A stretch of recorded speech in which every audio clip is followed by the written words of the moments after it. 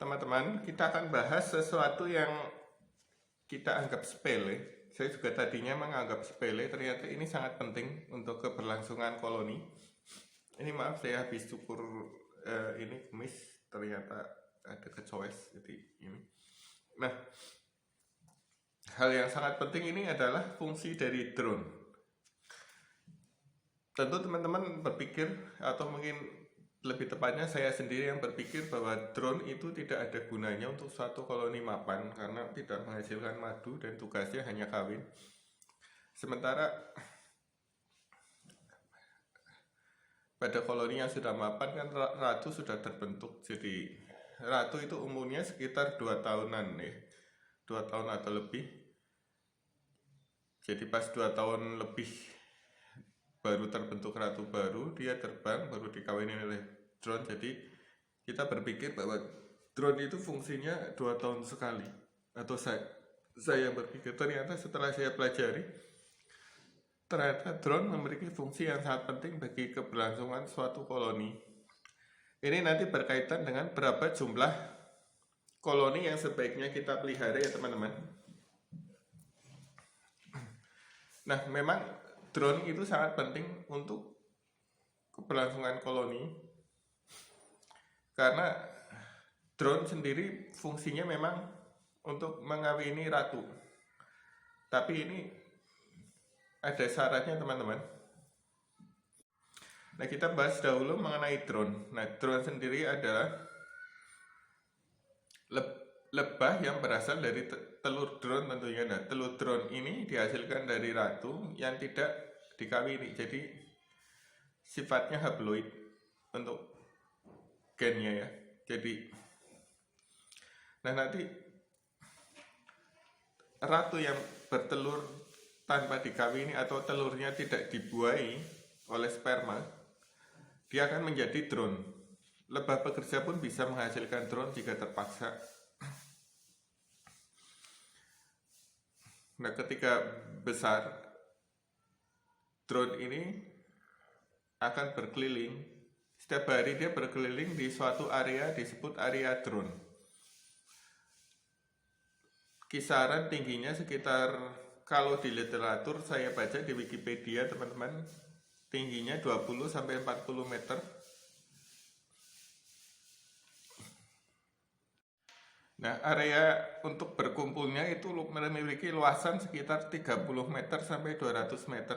Itu tergantung jenis lebahnya ya teman-teman.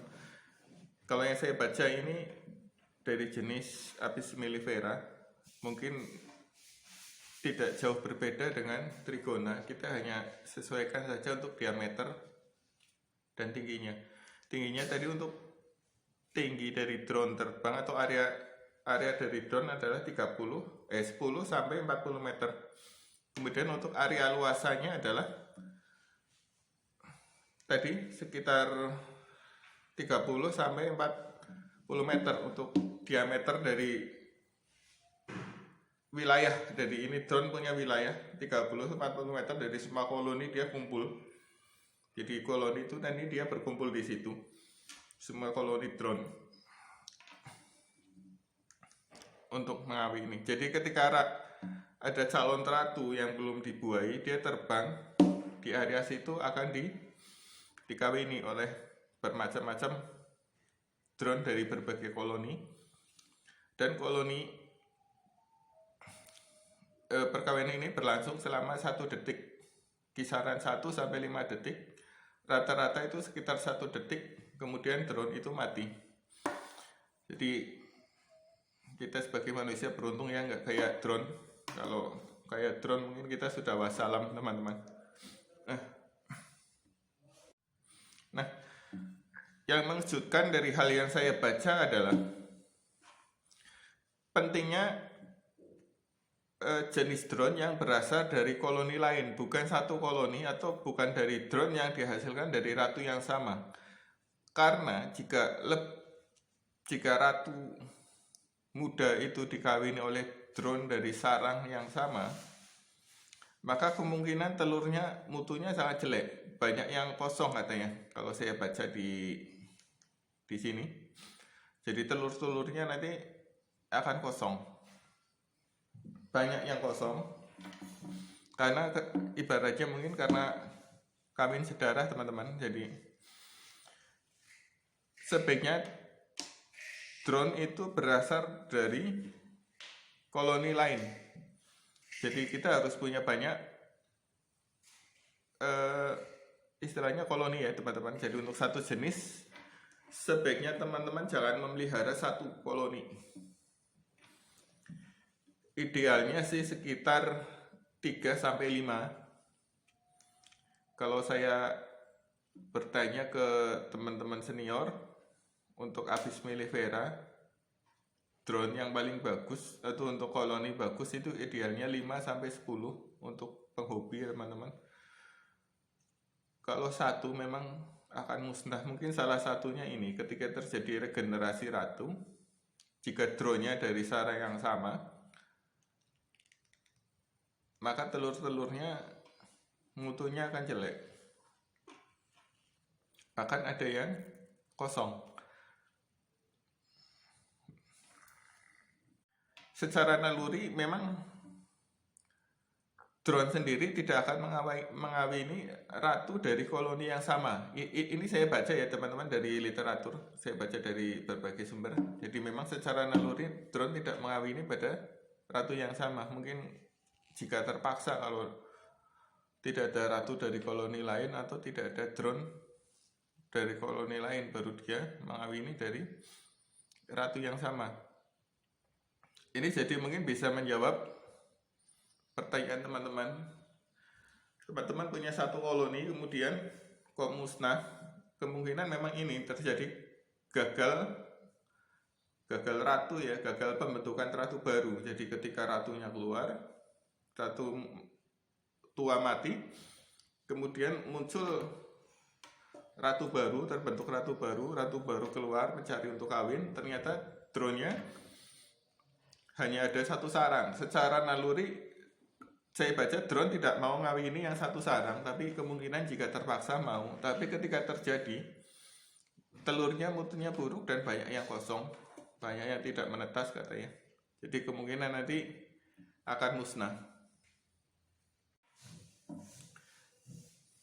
Nah, fungsi lain dari drone itu adalah untuk menjaga sarang. Kemudian juga dia juga ikut bertanggung jawab untuk menjaga dari suhu sarang. Jadi teman-teman, kalau teman-teman perhatikan, telur itu menetas pada suhu tertentu teman. Jadi suhu itu harus dijaga kestabilannya. Maka lebah akan berkerumun di sekitar telur untuk istilahnya mengerami, jadi untuk menjaga suhu. Nah, drone pun ikut berperan serta di situ. Jadi bukan melulu untuk kawin, dia juga ikut menjaga suhu sarang. Tapi pada masa paceklik, drone itu akan diusir karena menghabiskan persediaan pakan. Nah teman-teman, jadi kita bisa ambil kesimpulan. Jadi yang paling penting dari drone adalah fungsinya adalah untuk kawin. Drone itu berasal dari telur yang tidak dibuai. Yang harus jadi patokan di sini adalah semakin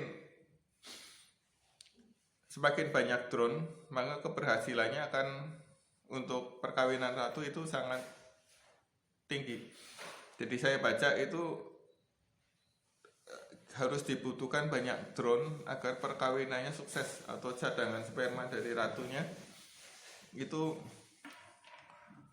sukses. Karena kalau hanya sekedar satu atau dua, kemungkinan gagalnya itu banyak untuk jenis drone-nya. Kemudian drone yang paling bagus adalah drone yang bukan berasal dari koloni sejenis, bukan dari koloni yang sama maksudnya. Karena jika dengan koloni yang sama, maka telur yang dihasilkan itu telurnya jelek atau banyak yang gabuk atau yang kosong istilahnya. Nah,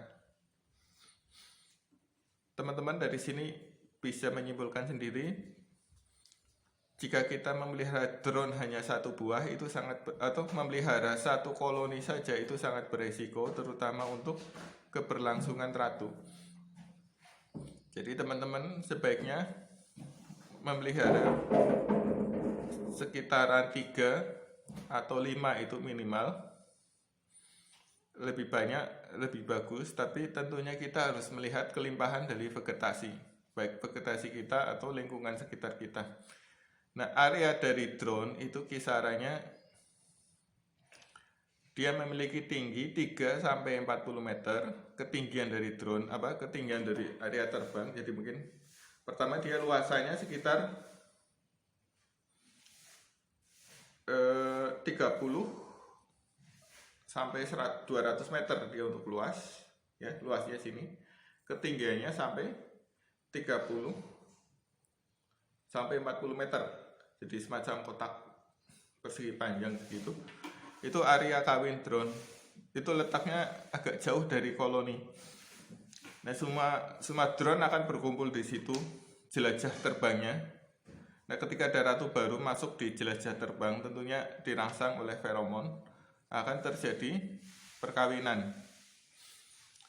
Nah, jika ratunya itu satu jenis atau satu koloni, ratunya itu satu koloni, biasanya drone tidak ngawini kecuali terpaksa. Jika terjadi, telurnya akan kosong atau telurnya banyak nggak jadinya. Ini yang saya baca. Jadi ternyata pendapat dari teman-teman senior itu sangat masuk akal, yaitu jika kita memelihara lebah hanya satu, itu cepat atau lambat akan musnah. Mungkin salah satunya ini, ketersediaan dari drone. Jadi teman-teman, kita harus punya target minimal. Pertama, minimal vegetasi, agar vegetasinya bisa menghidupi beberapa koloni. Jadi bukan hanya satu saja, karena kalau satu saja pasti akan musnah cepat atau lambat. Jadi target koloninya atau target vegetasi adalah untuk menghidupi 3 atau 5 koloni. Itu minimal sekali teman-teman. Paling bagus sebetulnya 10. Jadi waktu saya berbincang dengan Bungkus itu ahli melifera, cuman sayang dia nggak aktif di grup. Kalau tadinya aktif sekali. Ternyata ini salah satu dari logikanya, salah satu faktor dari kenapa kita harus memelihara banyak koloni, bukan hanya satu. Kalau teman-teman, kan ada nih teman-teman yang punya hobi koleksi, masing-masing punya satu, tapi umur ratu itu ada batasnya, mungkin kisaran 2 tahun, 4 tahun, atau 8 tahun, saya kurang paham, tergantung jenisnya. Nah, ketika melewati itu terjadi regenerasi ratu.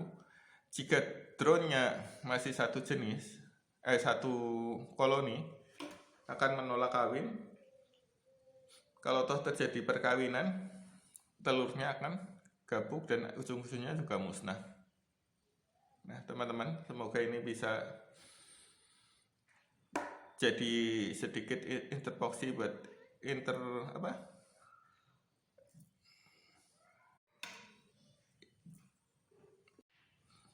menjadi introspeksi, maksudnya susah banget ngomongnya. Jadi introspeksi bagi kita, seberapa cukupkah kita menyediakan vegetasi bagi lingkungan, bagi koloni lebah kita, dan vegetasi itu sanggup menopang berapa koloni.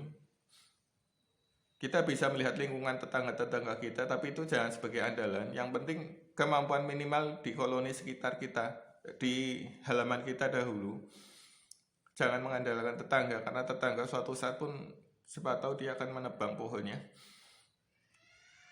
Jadi kita tanam dahulu yang istilahnya di lingkungan kita, sebisa mungkin bisa menunjang lebih dari 1 koloni, syukur bisa untuk 5 koloni. Sekian teman-teman, semoga ini bermanfaat dan bisa menambah wawasan kita.